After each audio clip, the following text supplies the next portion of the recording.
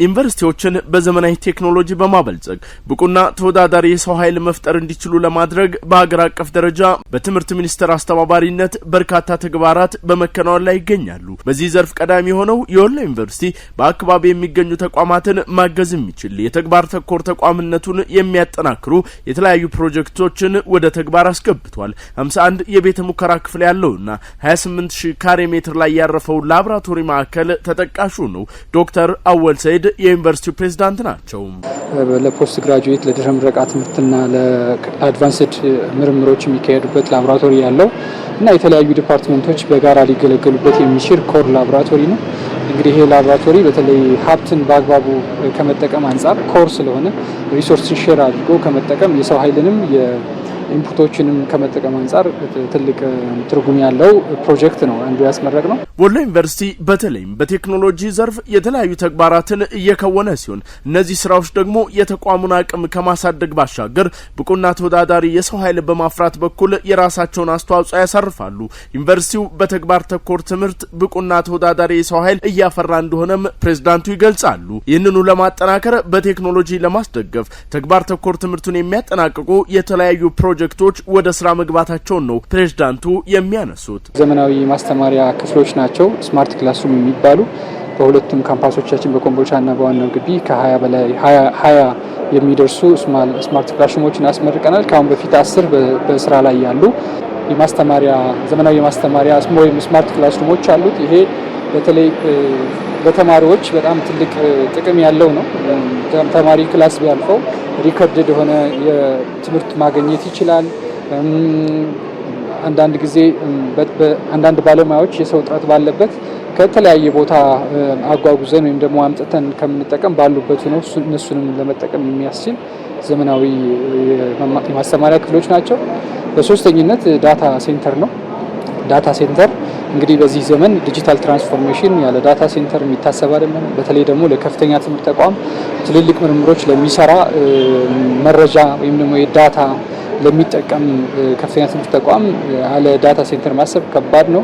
ስለዚህ መረጃዎችን ሴፍ በሆነ መንገድ እንዲቀመጡ ለማድረግ የተሳለጠ ኮሚኒኬሽን እንዲኖር ሴፍ የሆነ ኮሚኒኬሽን እንዲኖር ለማድረግ ዳታ ሴንተር በጣም አስፈላጊ ነው።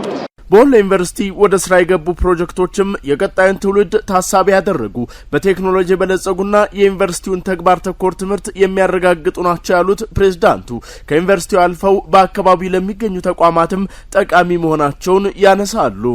ኮር ላቦራቶሪውን ዳታ ሴንተሩንም ኢንዱስትሪዎች ሳይቀር የሚጠቀሙባቸው ስለሚሆን ይሄም ሌላ ትርጉም የሚሰጠው ነው። ወሎ ዩኒቨርሲቲ አልፎ በአካባቢ ላሉ ዩኒቨርሲቲዎችም የሚያገለግል በቅርባችን መቅደላ አምባ ዩኒቨርሲቲ ያለ፣ ወልዳ ዩኒቨርሲቲ ያለ፣ ሰመራ ዩኒቨርሲቲ ያለ ይህም ፋሲሊቲ አብረን ቢልድ ካደረግነው በተለይ ላቡን ፈርኒሽ ካደረግነው ውስጡን ኢንፍራስትራክቸሩ ያለቀ ስለሆነ አይደለም በዚህ አካባቢ ላሉት ከፍ ላለ ሌሎችም ያለ የሚያገለግል ስለሆነ ሀብትን በአግባቡ ለመጠቀም ስለሚያግዝ ከዚህ አንጻር ትርጉሙ ከፍ ያለ ነው። በትምህርት ሚኒስቴር የተቋማት አደረጃጀትና አመራር ዴስክ ኃላፊ የሆኑት አቶ ጫኔ ያደር እንዳሉት ዩኒቨርሲቲዎችን በዘመናዊ ቴክኖሎጂ በማበልጸግ ብቁና ተወዳዳሪ የሰው ኃይል መፍጠር እንዲችሉ እየተደረገ ነው ብለዋል። መሰረተ ልማትና ግብአትም በማሟላት የእውቀት የክህሎትና የምርምር ማዕከል ሊሆኑ ይገባል የሚል ሀሳብ ያነሱ ሲሆን ወሎ ዩኒቨርሲቲ በዘርፉ እያከናወነ የሚገኘው ተግባር ሊበረታታ የሚገባው መሆኑንም አውስተዋል። ዩኒቨርሲቲው ከተመደበበት የተግባር ሳይንስ ዩኒቨርሲቲ አንጻር እነዛ አሁን የተሰሩ ሴንትራል እና ኮር የሆኑ የላቦራቶሪ ማዕከላት እናንተም እንዳያችሁት ራዕዩን ለማሳካት የትምህርት ፕሮግራሞችን በተግባር የታገዘ ትምህርት ለመስጠት ምርምሮችን ለማካሄድ የማህበረሰብ አገልግሎቱን ለመስጠትና በዚህ በአካባቢውም ሆነ በዚህ በአካባቢ ያሉ ኢንዱስትሪዎችን ሊደግፍ የሚችል የተጠናከረ እና መሰረተ ልማቱ የተሞላ ቤተ ሙከራ አይታችኋል። መንግስት የትምህርት ዘርፉ እንዲጠናከር ተቋማት አቅማቸው አዳብረው በመማር ማስተማር በማህበረሰብ አገልግሎትና በሌሎች ዘርፎች አካባቢያቸውን እንዲሁም ሀገራቸውን እንዲጠቅሙ ለማድረግ በተለይም አቅምን ማሳደግ ላይ ትኩረት ተደርጎ እየተሰራ እንደሆነም ተነስቷል። ምርምርን በአግባቡ ለማስሄድ መማር ማስተማርን በአግባቡ ለማስሄድ የማህበረሰብ አገልግሎትን በስፋት ለመስጠት ተደራሽ ለመሆን እና ዩኒቨርሲቲው ደግሞ የሚያደርጋቸውን ጥረቶች ለህብረተሰቡ በአግባቡ ተደራሽ ለማድረግ ተኪ የሌላቸው በትምህርት ስራው ደግሞ አማራጭ የሌለው ኢንቨስትመንትና ስትራቴጂ ነው። ስለዚህ ይሄ ስትራቴጂ መቀጠል አለበት።